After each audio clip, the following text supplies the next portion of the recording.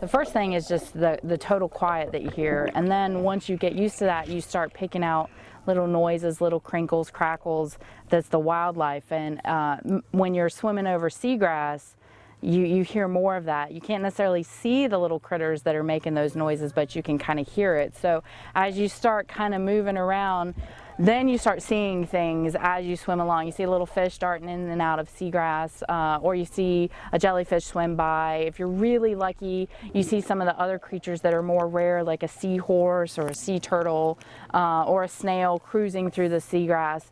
If you start swimming, you might get lucky and catch some of those larger animals that move faster, but you might be able to kind of catch up with them, or you'll see more things as you're swimming along. So it's just kind of a nice, peaceful environment, and then you pop up for breath, and you kind of come back to the real world.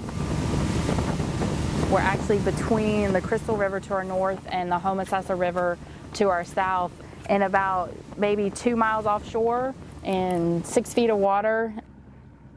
And today we are collecting scallops that we're going to use for outreach events, be they classroom or scallop search events. Tampa Baywatch has one annually, so does Sarasota Baywatch. So we kind of will help them out and collect critters to have on hand, so that people who may not be familiar with what a scallop actually looks like outside of your dinner plate, they can see the whole animal and feel comfortable that when they're out doing scallop searches, they know what to look for. On a normal day, if I was out, I would lay a transect and swim along and count scallops. So we want to get an idea of how many scallops are out here.